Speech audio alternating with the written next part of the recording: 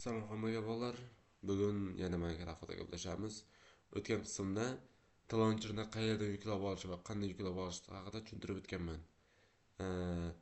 Bu safar talonchirda qanday kirib, qanday Minecraft ichiga kiramiz, nimalar qilish kerak, shu haqida gaplashamiz.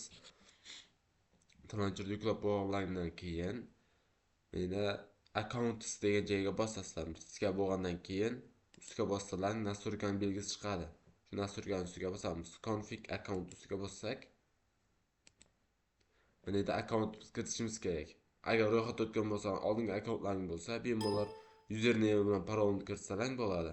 Agar akkauntlaring bo'lmasa, seni accountda bo'lsalaring, o'zining rasmiy saytiga olib kiritadigan account kirgizadi. Men hozir accountim bor.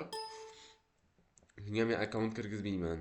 Agar akkauntlaring bo'lsa, bemalol kirib bo'ladi. Agar akkauntlaring bo'lmasa, shu save and account degan joyga bosib, yangi akkaunt yaratasizlar, email orqali.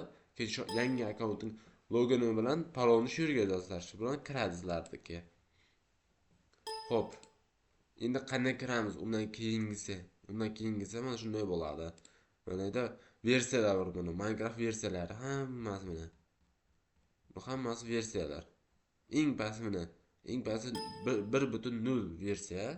Bu birinchi chiqqan versiyalar. Hozir eng oxirgi versiya mana shu. Fabric yoki Forge. Buni tanlab o'tirmanglar. Maslahat bermayman. Uni qotadi. Unda yaxshi narsalar yo'q. Fabric yoki Forge. Fabrikda modlar ishlaydi, Forge'da ham ishlaydi. Lekin Forge'da ishlagan modlar Fabrikda ishlamaydi. Fabrikda ishlagan modlar Forge'da ishlamaydi. Shuni esdan chiqarmanglar.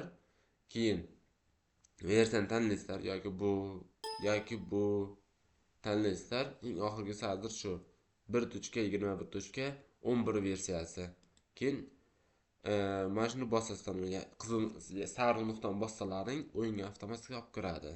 Agar birinchi marta versiya tanlasalaring, versiyani yuklaysizlar. 1 gigabaytlik versiya 900-800 chiqadi. Shuni yuklagandan keyin avtomatik o'zlariga olib kirib ketadi. Agar videomiz yoqqan bo'lsa, videoga like va obuna bosib ketinglar. Agar buni o'rnatish kerak bo'lsa, o'tgan video qilganman. O'tgan qismda bor.